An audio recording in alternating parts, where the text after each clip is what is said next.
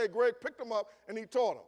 Now, I told them, you guys are not ready to go back to school. Y'all need to stay here with us for another 6 months. Let Mr. Greg keep working with you to get your skills up. No, they determined they got to go back to school. I think of the 6, one of them might still be in school now. They all got kicked out or dropped out or quit. It was obvious to me they weren't ready to go back. But one of the young men, Greg, kept pulling with, kept tugging with, pulling with, and kept tugging with. So he finally came back, his grandmama called. He got kicked out. Well, y'all take him back. I said, all right, send him back over here. Greg and I sit up there with him. And I said, all right, here's what you got to do. You got to do this, you got to do this, you got to do this, you got to do that. And that's the way it's got to be. He said, I don't want to do that. I said, well, you're not locked in here. So the door will open out just as it opens when you come in. So you can leave. Greg tried to talk to him. His grandma tried to talk to him. He said, no, I said, look. I said, young man, you're going to end up locked up. You better stay here. You better let Greg work with you. You're going to be in trouble. I ain't going to do it. I said, well, fare ye well. I got up. I walked out. I said, I'll see y'all later. I got work to do. Got a call. Greg went down to see him at Tiger Morton Juvenile Detention Center. He done locked up. He told Greg, I wish I listened to Pastor Watts now. I wish I listened to Pastor Watts. It was obvious to me where he was headed. Didn't take a rocket science to figure it out. But he's thinking that he can keep doing what he's doing and he's going to get by the system. You young people, listen to your mama, listen to your daddy, listen to your grandmama, listen to the pastor and the Sunday school teachers. That's why God gave them to you, so that while your brain is developing, God put someone in your life to help you make decisions that you simply are not mature enough to weigh all the possible consequences. As fast as you have to weigh the consequences, sometimes you just need to know what to do and just do it and not know why. And as you get older, you'll understand all the whys behind all the commandments. Are y'all listening to me? So, except by the grace of God.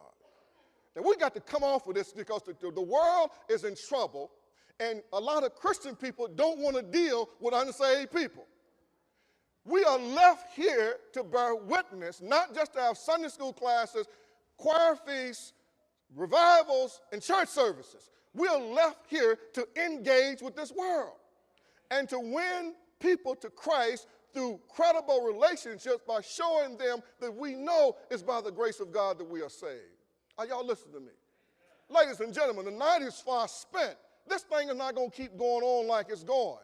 Jesus has given us a clear mandate that we are left here to be witnesses, that the Spirit of God will come upon us and we are to witness by our words, we are to witness by our works, we are to witness by our lifestyle that Jesus Christ is alive and well, and we cannot bear witness just to Christian people.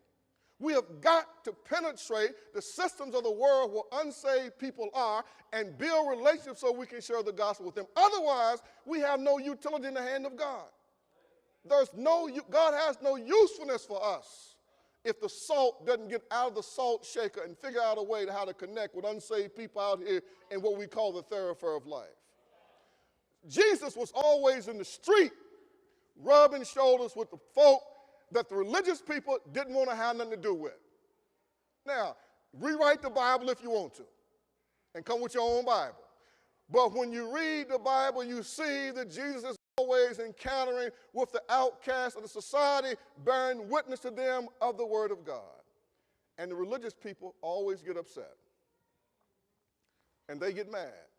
I'm not making this up. I'm not exaggerating. I'm not a person given to hyperbole. It's right there in the Bible. And the Pharisees and scribes murmured. They were mad, saying, this man receives sinners and he eats with them. Now, I've told you in the Jewish culture, they didn't have casual meals like we have today. They wouldn't just eat with anybody. Their religious traditions and customs restricted what food they could eat. It limited what food they could eat in combination with other foods. All their meals had to be prepared kosher, so they had to know exactly how a meal was cooked before they could eat it. So they didn't have casual meals with everybody, and they certainly wouldn't have a meal with a person they thought was a sinner. Not a devout Jew. They might defile the food some kind of way, and I end up defiled. So they said, not only does he hang out with the riffraff, he's eating with them. He's eating with them. Now, what had happened, their religion had distorted the view of God. The God that they were serving was not the God of Abraham, Isaac, Jacob, and Moses and those folks. They thought they were serving the God of the Bible, but they were not. They were serving a God that they had created. They had served a God with an image in their mind, but the image they had in their mind was not the image of the true God. That's why they missed Jesus. They never thought that God was concerned about people the way Jesus would be concerned about people.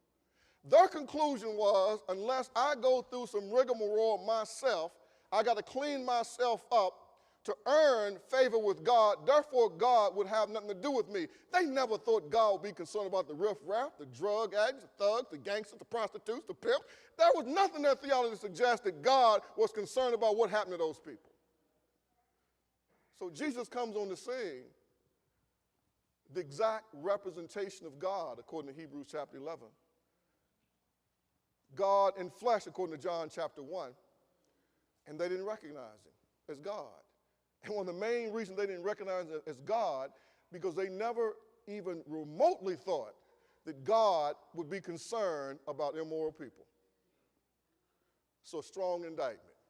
Now, the sermon is short. You got to understand the context, which is so important. First, he says tax collectors and sinners, and then he says, and they're actually eating together with these folk. And the religious people, they are indignant. And so Jesus hears their murmuring. He has read their minds, and so he spoke this parable to them. And he says, what man of you, having 100 sheep, if he loses one of them, does not leave the 99 in the wilderness and go after the one which is lost until he finds it? Now watch this. Watch what Jesus does. Jesus always speaks the truth in a language the people understand. He didn't quote from Genesis to Malachi. No, he speaks truth, but he speaks truth in a language they would understand. So he speaks in a contemporary language, and he makes a contemporary illustration. So the shepherds, and there would have been a lot of people that were shepherds in this audience. And so people were familiar with shepherding animals, particularly sheep. And so he goes to an illustration to show them with truth that they will understand the heart of God, the real heart of God. So he says, if a shepherd can be so serious about his responsibility, and shepherds had to be responsible, and they took their craft seriously. And if a shepherd lost a sheep, that shepherd had to produce evidence that that sheep had been captured and destroyed by a predator.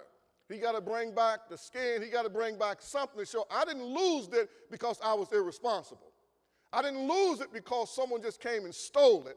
No, I lost it because I was overpowered and a predator, a hyena, a wolf, something, grabbed the sheep and destroyed it. Otherwise, the shepherd would lose his reputation. And very often, the sheep that the shepherd was caring for wasn't his sheep. He didn't own them, but he was responsible for shepherding the sheep of somebody else. This was serious business. So now he appeals in real time in language that they will understand. He's speaking with specificity and poignantly to this shepherd crowd to say, now, if you will love a sheep, a dumb sheep, a sheep that doesn't have sense enough to come in out of the rain, but because you as a shepherd are responsible for those sheep, if you had 100 sheep and you lost one, you would take the 99 and put them in a secure place, and then you would go and find the one that was lost. This spoke with profundity to this crowd. Jesus pointed out, now the sheep was ignorantly lost, but he was valued by the shepherd. Are y'all listening to me? I done told y'all this illustration, I don't know how many times, it bears repeating. Something my daddy told me. He said, son, if you don't value your own stuff, then nobody else will value your stuff. You got to value it. So the shepherd valued the sheep. He didn't care if someone else didn't value the sheep. He valued the sheep. So the shepherd's decision to risk life and limb to rescue one sheep was based on what he thought about the sheep, not what everybody else thought about it. Are y'all listening to me? The sheep, ignorantly lost, was valued by the shepherd. And so the shepherd now goes through great pain, great diligence, great research to find the one sheep that was lost.